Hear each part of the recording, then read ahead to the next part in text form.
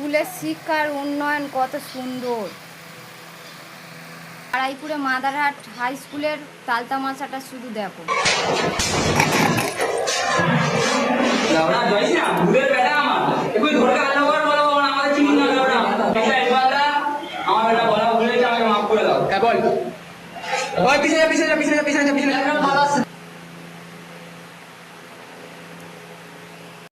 একটা কথা বলতে চাই, যে বাচ্চাটা কি দোষ ছিল যে আমাদের ধর্মীয় ঠাকুরের নাম করেছে, সেই স্কুলে জয় শ্রীরাম বলেছে, তা সেই এটাই হচ্ছে কি ওই বাচ্চাটা শুনতে পারেনি, জয় শ্রীরাম ধুনটা ও শুনতে পারেনি, সহ্য করতে পারেনি।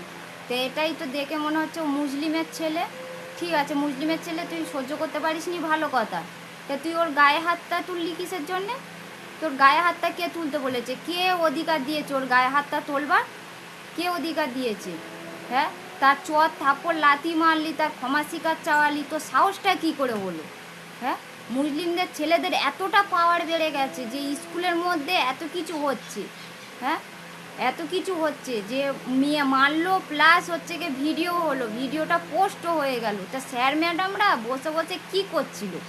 স্কুলে বসে বসে কী করছিল? আঙুল চুষছিল না ফোন ঘাঁটছিল?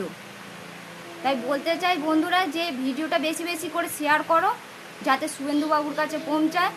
এই বাচ্চাটার ওপর কতটা অত্যাচার হয়েছে দেখুক সে, আর এই স্যার ম্যাডামদেরও ওপরে এটাই চাই। আর এই ছেলেটারও শাস্তি দেওয়া হোক, স্যার ম্যাডামদেরও তো শাস্তি দেওয়া হোক আগে, আর এই ছেলেটারও শাস্তি দেওয়া হোক, এটাই চাই।